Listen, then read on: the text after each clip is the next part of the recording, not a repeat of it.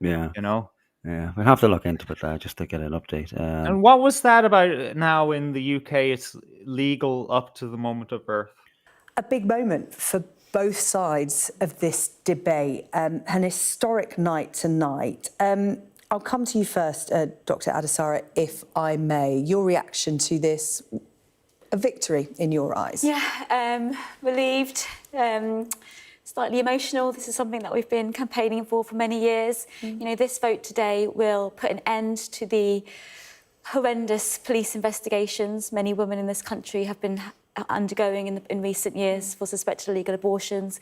I don't know what kind of demon would fucking do that. Like, bring a child to 8 months and then, or not 8.5 Yeah, months, you'd and then want it to be like some kind of ritual, and we covered that before with that French author who what's her name is a follower of, who said that it's a sacrifice to Artemis, and then there was this cunt on Irish TV who said that it's a sacrifice to Bridget or something, or oh yeah, not even the goddess Bridget, but Saint Bridget. yeah, she was, what was she saying? Something that Bridget carried out the first documented Yeah, abortion in Ireland. abortion. Like, where do you come up with that, man? I don't know. And then they were fucking chucking it up, weren't they? Like giggling about it, and just saying she likes to, Really? yeah, she likes to wave that in front of Christians' faces. Oh yeah, well done. You're just such a beautiful fucking creature. Let's talk about your new show. It is Roe versus Wade versus Katie. Yes. And you are delving into your life and into a subject, especially in Trump's America, that might be quite controversial. It's controversial in loads of places. Yeah. It's an abortion. Yes. So it was inspired by my own abortion. No, because when I left Ireland, we didn't have abortion rights here. And I remember being in America while Repeal the 8 was happening, and it was like so amazing. But I had gone to a city that was the more progressive city. And now while I'm living there, these rights are being taken away, and you're hearing stories of friends who live in different states and like the fear. And then it's something I've always advocated for. And I've talked about crazy stuff online. But when I talked about St. Bridget and I use her to advocate for abortion, I've always have, because she gave the first documented abortion in Ireland, which then the Catholics call a miracle, which I love the Christianization of that. And that's like, so in the show, I talk about how we can just say, instead of I went for an abortion, I went for a miracle. But I never knew. Instead of I went for an abortion, I went for a miracle. Boys, I never knew I would have to actually go through it myself, especially at 34 in Trump's America. Like, it's so crazy. Yeah. And the whole steps that got me into that situation, there was no education on, because I thought I took the morning after pill. I thought that was like a nuclear bomb.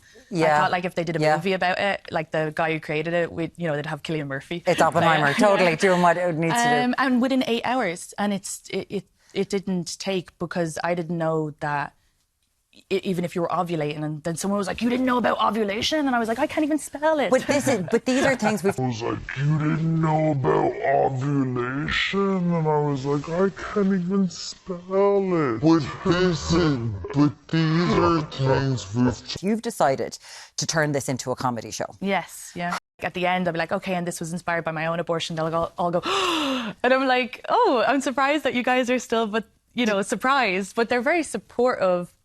I do think after this, I'm sure I'll get loads of hate, but I've been getting hate for years.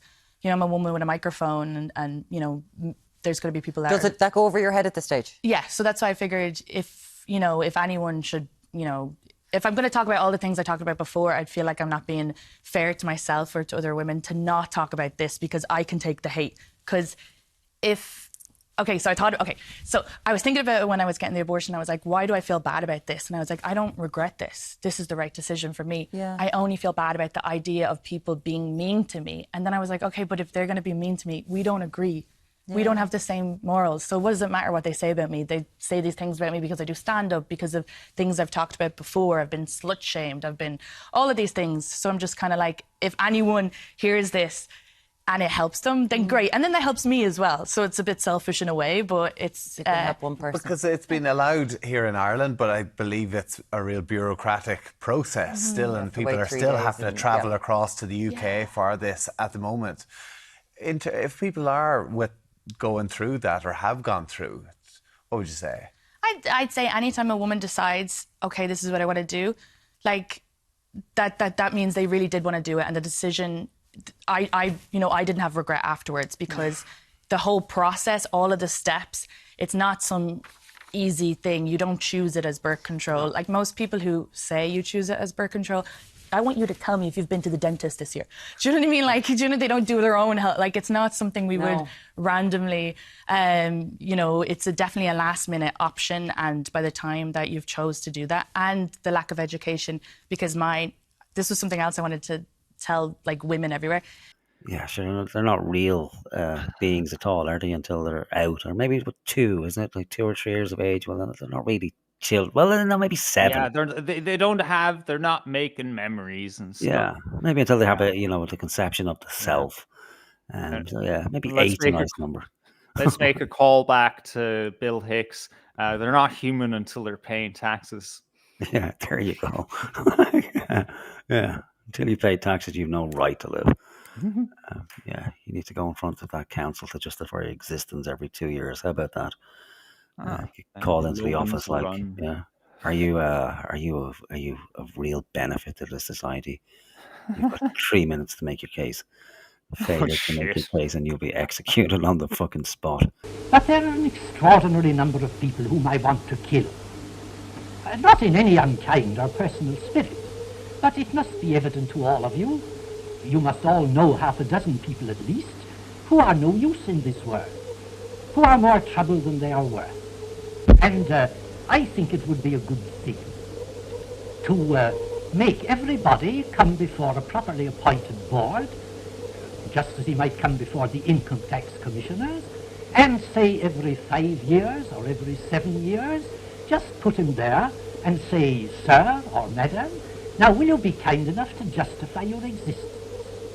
If you can't justify your existence, if you're not pulling your weight in the social boat, if you're not producing as much as you consume, or perhaps a little more, then clearly we cannot use the big organization of our society for the purpose of keeping you alive, because your life does not benefit us, and it can't be of very much use.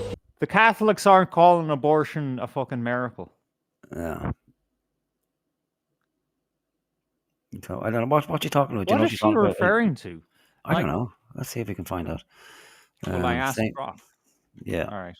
Me or you? Yeah, you ask. I'll check on Okay. Google. All right. St. Bridget abortion. Comedian claimed St. Bridget performed an abortion, which is a documented miracle by the church. I have something here from the Abortion Support Network. Okay. Yeah, but I don't trust those people. And I don't either, but we'll just see what they have to say. So 1st of February represents the first day of spring to many, and it also the feast day of St. Bridget of Kildare. Oh, fuck you, die in a fire, fuck you. Sorry. Ireland's only female patron saint and known as Ireland's first abortionist. But who was St. Bridget of Kildare? St. Bridget of Kildare is one of 3 nationals, blah, blah, blah. One of the miracles performed by St. Bridget was Ireland's first abortion. In 650 AD, Cogitosus told the story of St. Bridget using the strength of her faith to perform an abortion that restores virtue to a nun. A certain woman who had taken the vow of chastity fell through youthful desire of pleasure, and her womb swelled with child. Bridget, exercising the most potent strength of her ineffable faith, blessed her, causing the child to disappear and coming to birth and without pain. How is that an abortion? Yeah, because God did it, right? All right, okay, yeah. I agree with you. The fetus disappeared. Yeah, without coming to birth. God took it, So what? We're God now? Is that what she's saying? All right, so they're okay. So they're making the case. Okay, well, it's just a metaphor for an abortion. In fact, several saints are recorded as performing abortions as part of the miracles. These are not miracles sanctioned by the Catholic Church, and is not present in modern translations of original writings about Saint Bridget or other saints. But Saint Bridget, arguably the most beloved Irish saint, and 1 February is first day of spring. We think it's well worth celebrating Ireland's first abortionist. Why would you do that? Like, it's fucking disgusting. Like, is Saint Bridget actually a real fucking character? Is this like another Saint Patrick type person? I mean, come on. Like, it's a little fucking convenient that you have this, this goddess Bridget. Okay, granted, there's not a whole load of names going around at the time, but it's a bit convenient. I mean, but like, even if she was carrying out 8 or 9 abortions a fucking day, like, it's still fucking wrong. Like, something fucking what? Like, it's well, like, if she is really actually blessed by God to do what she needs to do, and these miracles are rarely repeated. Like, people have this idea that fucking Jesus was just flying around curing loads of people of leprosy, but no, it was like, what was it once? It was once he did it, right? It's an intercession by God. It just happens through the saint. All right. So, like, to say that, well, I mean, she'll say it better or more retarded than I'm going to say it. All right. Sorry, I got distracted by the chat. Putin's a Jew. Yeah. Who isn't a fucking Jew? Jesus Christ. Putin is not a Jew. Okay. Fucking give me fucking evidence, or just fuck off. He's the greatest man to lead a country in hundreds of years. All right. Yeah. And the whole steps that got me into that situation, there was no education on, because I thought I took the morning after pill. I thought that was like a nuclear bomb. Yeah. I thought, like, if they did a movie about it, like the guy who created it, they'd have Cillian Murphy. It's Oppenheimer, totally. Oh yeah, totally. Oh, Cillian is so cute. Cillian's so handsome. The nuclear bomb to destroy the life that's growing within you. Wow. Like, doing what it needs to do. And within 8 hours, and it didn't take, because I didn't know that even if you were ovulating, and then someone was like, "You didn't know about ovulation," and I was like, "I can't even spell it." But these are. I was like, "You didn't know about ovulation," and I was like, "I can't even spell it." But these are things we've. So dopey. Like, what? You stick it in? Oh, I didn't know that liquid. I thought it was like a car wash. It just flew. It was soap. Jesus fucking Christ! Like, how stupid you have to be. Things you've decided.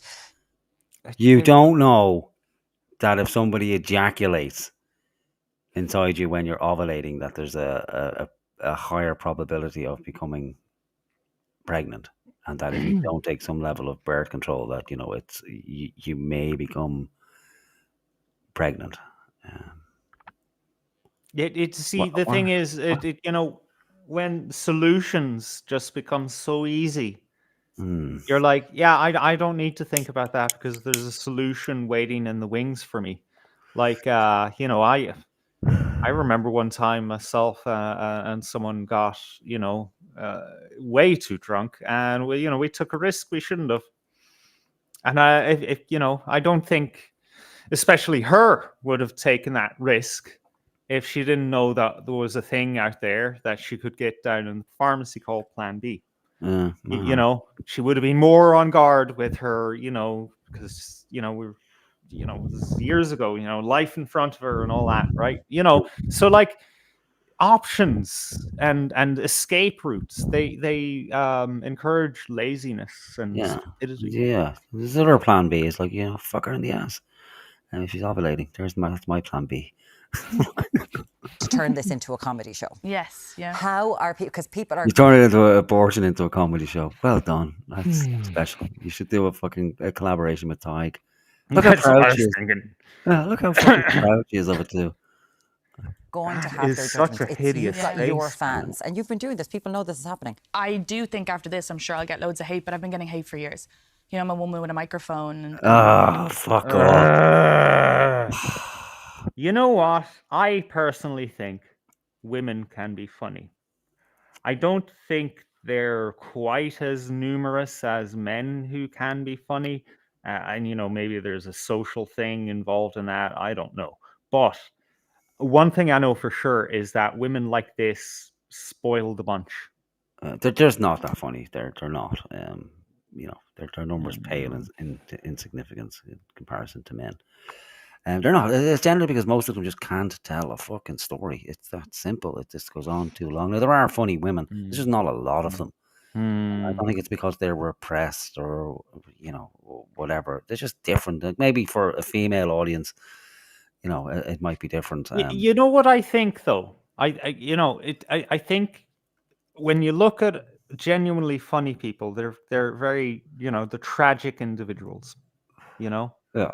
Like they don't they're not exactly you know, on the best fucking diets and fucking, you know, improving themselves. Like I think, you know, like fucking Joe Rogan, he had a spell where he was funny, but that didn't last very long because, you know, he's like you know, living in, you know, a more ordered universe. But I think the trouble with women trying to be funny is that, you know, they also try to be attractive. And I'm sorry, but a complete mess of an individual is not attractive in a female context. A man can be a complete mess, but he can also have a bomb of money and be funny. And that's just good enough to get him by, you know, Yeah. in terms of reproduction. You see, Women can't do that. it's the lack of material as well. Like most female comics I've come across, like the material is essentially around their vaginas. That's Well, the extent. that's what I mean because Yeah. their lives are so pristine because they have to keep their lives pristine in order to attract a mate. So like there's no life learning to that extent that you know, Artie Lang will, you know, for instance, get, you know, being a fucking hopeless drug addict, you know. I mean, that is you know, that's a farm of material that he harvests from, you know. Yeah. But like, it's this mix again of comedy with activism and this get Yeah. out clause. Like it's not because people don't hate you because what you're saying is fucking should be hated because it's Mm, disgusting. yeah. It's not because you're a woman with a microphone. Like people And don't you're hate being when you don't hate. brave and speaking up. Yeah, it's not that. It's because Yeah. what you're talking about is disgusting and it's not funny. Like, you know, aborting children is not fucking funny. Like No, the only way that abortion could be funny is that if she went for one and she died during it. That would be fucking hilarious. you know, there's going to be people that Does that go over your head at this stage? Yeah, so I was thinking about it when I was getting the abortion. I was like, why do I feel bad about this? And I was like, I don't regret this. This is the right decision for me. Again, same as Rebecca. Like, you know, why do I feel bad about this? It must be someone else. It's society guilting me. You feel Right. bad about it because what you're doing, you know, what you're doing is fucking fundamentally wrong. That's why. Because your Mm. nature would state, you know, have a child. Oh You know, that might be my. what you're fucking here for. You know, maybe it may have been best for the child that it was aborted if this is going to be the fucking mother. And you can only, Mm. God, I could imagine. I'd like to see this woman in 20 years. Like, let's see how fucking happy she is. Yeah. I only feel bad about the idea of people being mean to me. And then I was like, okay. Oh, God. Here, look, I came across something earlier today, right? This is a post from Reddit. My son keeps patting my belly and talking to the baby. My appointment is in a week. My 5-year-old knows I am pregnant, but we have not told him about the termination as we don't feel it is appropriate. We plan to tell him the baby didn't survive. He keeps patting and stroking. He keeps patting, stroking my belly, and saying he wants to make the baby happy. It's breaking my heart. I know things will be better in the long run, but this week is going to be hard. So they're going to lie to the child Yeah. And say, oh, yeah, miscarriage, this just happens. Because she and probably both parents are deathly afraid of the wisdom, the pure wisdom of a child, that they are going to be judged by him. Oh, yeah. Like these, I'm sorry, I hear, just does protest too much. That's too much from too many of these people who have abortion. No, I feel just fine about this. This is great. Actually, it's a wonderful thing. In fact, it's a sacrifice to the goddess Artemis. Jesus fucking Christ. You fucking justify your wickedness whatever fucking way you want. But it's like overselling how great it is, and oh yay, Yeah. And look, has the audacity to wear a fucking crucifix as well. Yeah, I wonder if you lift it, will there be scar tissue? Yeah, probably the fucking baby's ankle is attached to the bottom of it or something. Like. Oh, Jesus. Be mean to me. We don't agree. Yeah. We don't have the same morals. So what does it matter what they say about me? They say these things about me because I do. You're calling those people immoral. The ones who would question you for having an abortion, they're the immoral ones. Wow. Stand up because of things I've talked about before. I've been slut shamed. I've been all of these things. Slut shamed. Yeah. Why would someone slut shame you? Maybe because you're going around fucking everybody left, right, and center, and then when you get pregnant, you kill a child. Yeah, how dare they shame you? How dare they shame you? Maybe, someone might try to impart wisdom to you, listen, it's not a great idea to fuck every guy you come across because you're probably going to get pregnant and then you'll be left with the child and no father. But fuck it, I'll just, squeeze it out into a bin somewhere. That's the moral thing to do, isn't it? Oh, jeez. Great to hold the moral high ground there, so darling. Just kind of like, if anyone hears this, and it helps them, then great. And then that helps me as well. Wow. I've noticed something, right? She's like, oh, people's reaction to me and all this, and okay, but like, how about God's reaction to you? Whatever God is to you, maybe you're even atheist, but still there is the whole truth. I don't mean whole as in the collection of all the truth. I mean, as the overarching thing, the great magnet in the sky, the logos that draws all that is healthy and correct towards it. And everything that deviates from that path is, by definition, outside of the truth and maybe even evil. Every religion, every faith has this understanding. Right? And it's outside of human beings, okay? It's not about other people's opinions, okay? People will judge you and judge you all they want, and you can judge yourself. But at the end of the day, God, the Great Spirit, Logos, whatever you want to call it, that is the last thing that will judge you, and that's the only judgment that matters. And really, that fucking guilt that's niggling away at you, that's just corroding your spirit, that you're desperately trying to ignore, that is your little resonance with that divine ultimate truth that is just not happy with you.